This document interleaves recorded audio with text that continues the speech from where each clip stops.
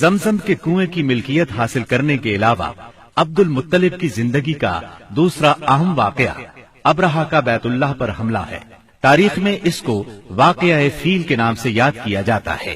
ابرہہ ایک عیسائی سردار تھا۔ شاہ حبشہ نجاشی کی طرف سے یمن کا حاکم تھا۔ اس نے دیکھا کہ اہل عرب حج کے لیے مکہ مکرمہ جاتے ہیں اور خانہ کعبہ کا طواف کرتے ہیں، تو اس نے عیسائی مذہب کے نام پر یمن کے شہر صنعاء میں ایک عالیشان گرجا بنوایا۔ عرب میں اس گرجا کی خبر مشہور ہو گئی۔ قبیلہ کنانہ کا ایک آدمی وہاں گیا اور گرجا میں گندگی پھیلا کر بھاگ آیا۔ ابرہہ نے غصے میں آ کر قسم کھائی کہ کعبے کو ڈھا کر دم لے گا۔ چنانچہ وہ ایک لشکر جرار لے کر مکہ مکرمہ کی طرف روانہ ہوا۔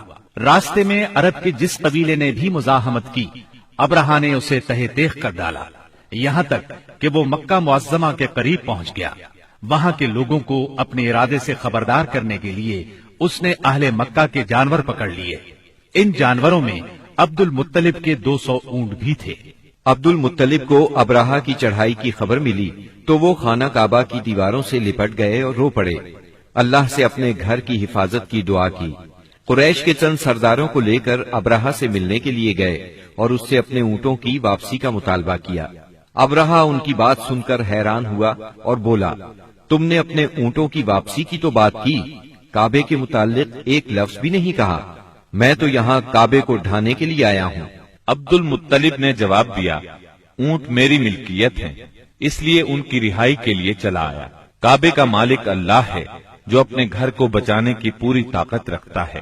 ابرہہ نے ان اونٹوں کی واپسی کا حکم دے دیا۔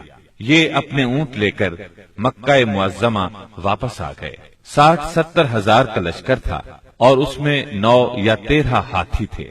اس لشکر نے آخر مکے پر چڑھائی کی۔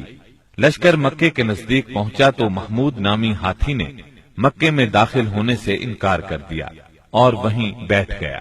ایسے میں اچانک باہر کلزم کی طرف سے پرندوں کا ٹڈی دل نظر آیا۔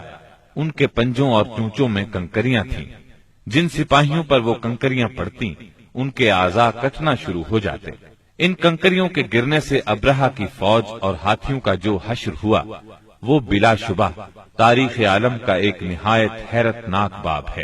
خود ابرہہ مشکل سے گرتا پڑتا صنعاء تک پہنچا اور نہایت دردناک عذاب میں گرفتار ہو کر یمن میں مرا۔ عربوں کے ہاں اس سال کو عام الفیل کہتے ہیں۔ ایک مدت تک یہی تقویمی سال شمار ہوتا رہا۔ قرآن کریم میں یہ واقعہ سورہ فیل میں بیان ہوا۔